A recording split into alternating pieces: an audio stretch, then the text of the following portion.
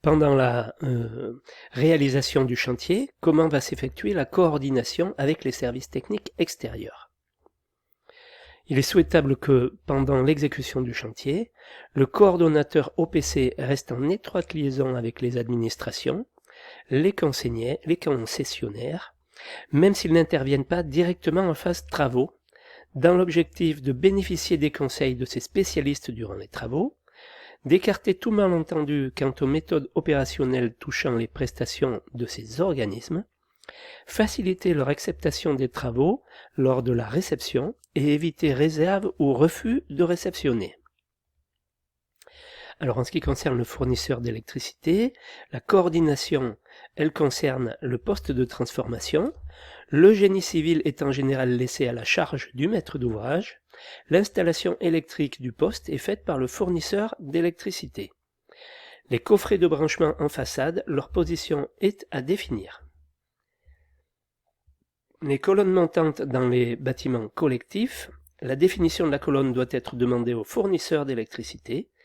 Les tableaux de coupure dans les lots, logements, bureaux, ateliers ou autres, il faut tenir compte de leur emplacement et de leur gabarit, qui est normalisé.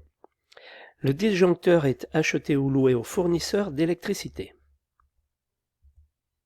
Le fournisseur de gaz. La coordination concerne les réseaux dans le lotissement ou le raccordement à un bâtiment, définir si les travaux sont effectués par le fournisseur de gaz ou le maître d'ouvrage. Les colonnes montantes, leur exécution est réalisée sur prescription du fournisseur de gaz. Les installations intérieures. Le service des eaux.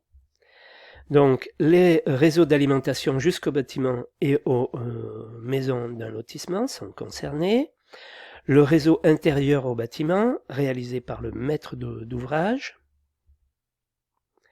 En ce qui concerne le service assainissement, la coordination concerne le réseau d'assainissement secondaire, le réseau d'assainissement intérieur, toujours réalisé par le maître d'ouvrage.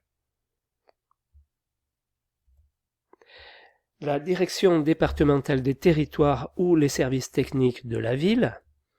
La coordination concerne notamment les entrées et sorties de la parcelle sur la voie publique, la signalisation verticale et horizontale, les contraintes d'alignement.